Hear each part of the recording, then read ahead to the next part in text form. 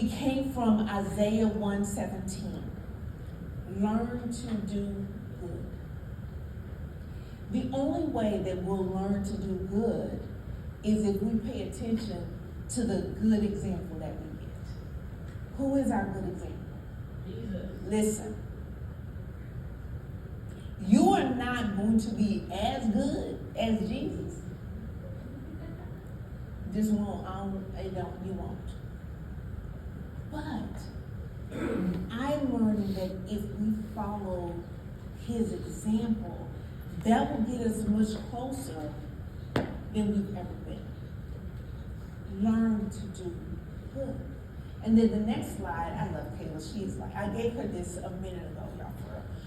And so the next slide says that we're also supposed to, and you can read this out loud. What is the first one? Seek justice, help the oppressed, defend the orphan, plead for the widow. Okay. We are commanded. Again, this is not a suggestion. I look at it as, and because we looked at verse 16 that says, really stay away from evil. And I think of it as, instead, learn to do good. Instead, seek justice. Instead, help the oppressed. Instead, defend the orphan. Instead, plead for the widow.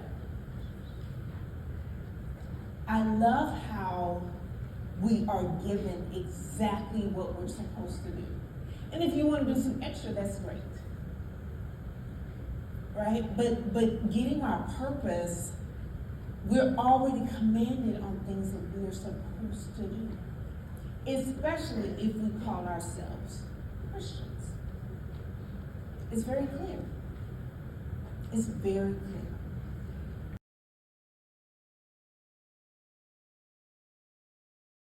We're asking for your presence. It's here. We just need to acknowledge you.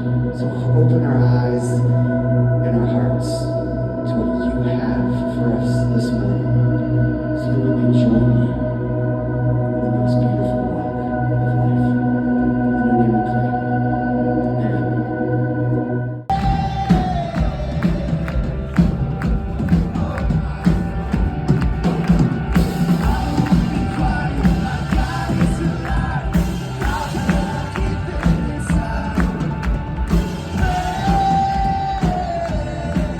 Encourage them.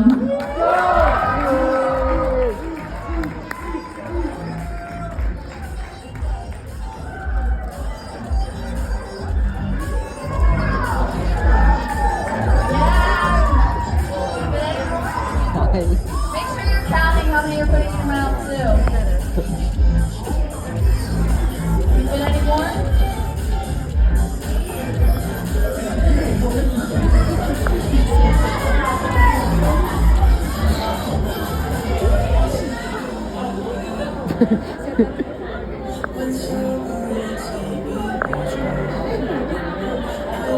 Set, go! Guys, cheer them on! Let's go! Let's go! Oh, dang. Oh, whoa. Put your shoe on. Someone lost a shoe. Put your shoe on. Put the dogs away. Oh, my. She walked out her